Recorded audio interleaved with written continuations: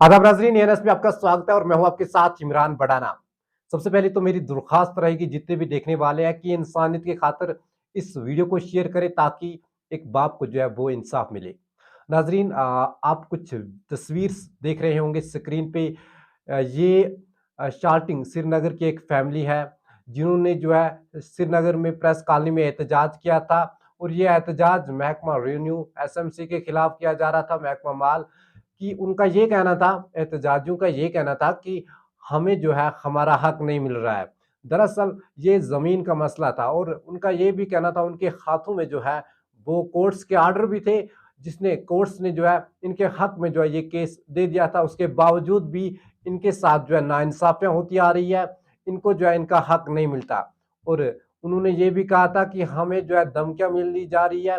पिछले 24 साल से वो केस लड़ रहे हैं और केस लड़ के थक भी चुके हैं, लेकिन जितने भी केस लड़े वो उनके हक में आए। उनका ये कहना है कि हमारे हक में आए, लेकिन महकमा रेवेन्यू और एसएमसी और कुछ लैंड माफिया मिलकर जो है वो इनकी जमीन जो है हड़पना चाहते हैं, जो ये नहीं चाहते और ऐसा होना भी नहीं चाहिए। नाज़रीन, हैरत की बात तो ये है कि जब इन्होंने एहतजाज किया था, कम से कम महकमा के अफसरान को, जिस महकमे में भी ये केस आता है, या वो रेवेन्यू डिपार्टमेंट हुआ या बाकी महकमा, उनको कार्रवाई करनी चाहिए थी, वहां पे जाना चाहिए था कि आखिर मसला क्या है। अगर ये लोग जो है झूठ बोल रहे हैं तो इनके खिलाफ कार्रवाई होनी चाहिए थी। अगर ये सच कह रहे हैं तो उन लोगों के खिलाफ कार्रवाई होनी चाहिए थी जो इनके साथ जो है इनको धमकियां जो दे रहे हैं, इनके साथ जो नाइंसाफी करे, जो इनकी जमीन जो है हड़पना चाहते हैं। अगर अफसरान भी मिले हुए हैं तो उनके खिलाफ भी कार्रवाई होनी चाहिए थी, लेकिन यहाँ पे ऐसा कुछ भी हमें देखने को नहीं मिला। इन्होंने एहतजाज किया आके प्रेस कॉलोनी में, ये सोचकर कि हमें ना इंसाफ मिलेगा, क्योंकि मीडिया एक ऐसी चीज है जहां पे जो है लोगों की आवाज काम तक पहुंचाती है। लेकिन आजकल हम ये देख रहे हैं कि हम जितना भी जो भी कुछ बोल रहे हैं, अफसरान को कोई फर्क नहीं पड़ता है, हमारी बात वो सुनते नहीं है। अगर वो सुनते भी है तो वो कार्रवाई नहीं करते हैं, जबकि ऐसा नहीं होना चाहिए था। अगर हम कुछ कहते हैं तो उस पर कार्रवाई करनी चाहिए थी, क्योंकि हम वही कहते हैं जो सच होता है, जो हम देखते हैं, हम वही जो है वो मीडिया में लाता है। हम घर की बात जो है वो अब तक नहीं पहुंचाते हैं, वो हम व्यूवर्स तक नहीं पहुंचाते, हम वही पहुंचाते हैं जो ग्राउंड में हो रहा होता है।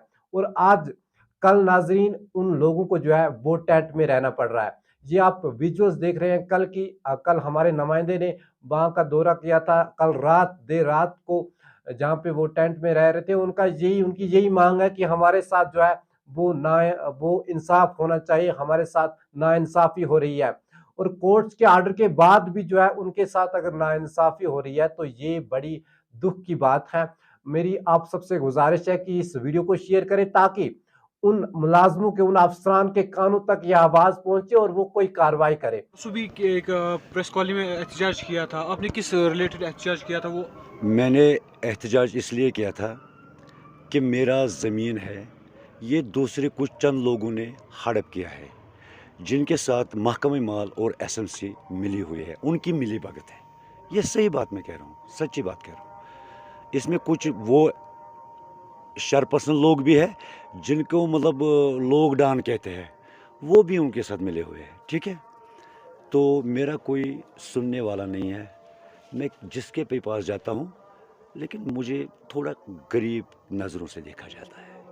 मेरे को थोड़ा जैसे मैं कहूँगा कि चमार नज़रों से देखा जाता है, क्योंकि मैं इंसान नहीं हूँ ना। कि ये लोग इंसान है, मैं इंसान नहीं हूँ। लेकिन दरअसल बात है, मैं भी उसी खुदा का बंदा हूँ, उसी रसूल का उम्मती हूँ जिसकी सब कायनात है। ठीक है, दरअसल बात है, मेरे ऊपर केसेस बनवाए गए, ठीक है, कोर्टों में। खामखा मुझ गरीब को चक्कर लगाए गए। मतलब मेरा जो भी मैं कमाता था, जो भी पैसा मैं कहीं से भी उधार लाता था, कुछ भी लाता था, वो मैं कोर्ट में फूंक देता था। पहले मैं आपको दिखाता हूँ डॉक्यूमेंट। पहला डॉक्यूमेंट ये है, ये डॉक्यूमेंट वो है, ये मैंने पहला केस जीता है। ठीक है सर, इन्होंने केस किया, मैंने जीता है। मैंने कौन सा गुनाह किया? उसके बाद, इस केस के बाद दूसरी अपील इन्होंने की है सर। दूसरी अपील हो गई फोर्थ में। ठीक है, ये दूसरी अपील है फोर्थ में। ये भी हमने बिल्कुल क्लियर हमारे हक में आ गया। मेरे को इस टाइम नाम भी मालूम ना, उस बेटी का नाम क्या था, वो थी, क्या पता उसका नाम क्या था, वो जज साहिबा थी। तो उन्होंने फैसला दिया, उन्होंने कह दिया मैं सर इजलास फैसला सुनाती हूँ, फलानी डेट पे आ जाओ। जब सर इजलास फैसला हो गया, मैंने सोचा था उस वक्त क्या पता मेरा बेकसी का आलम चल रहा है, कम से कम ये तो मेरे खिलाफ दे देंगे तो मैं क्या करूं फिर। मैं तो किसी जगह अपने आप को चाहे पुल के नीचे से डाल दूं पानी में, चाहे या जहर खा लूं।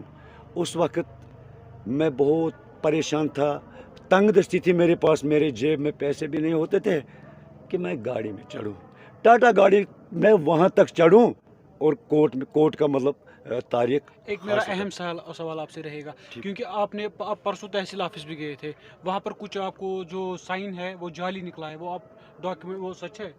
वो डॉक्यूमेंट फेक है, वो फेक है सर। मेरी बात सुनिए, जाली दस्तखत किसने किया था? ये जाली दस्तखत जिसने किया था ये अभी मैं नहीं बेटा बस बता सकता हूँ, मैं अभी नहीं बता सकता क्योंकि मेरे साथ कुछ हादसात हो जाएंगे।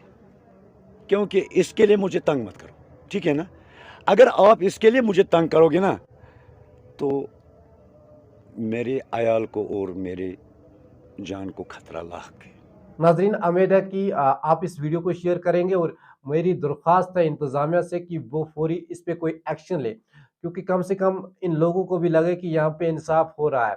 वरना क्या फ़ायदा है इनका मीडिया में आके, क्या फ़ायदा है हमारा यहाँ पे बोल के।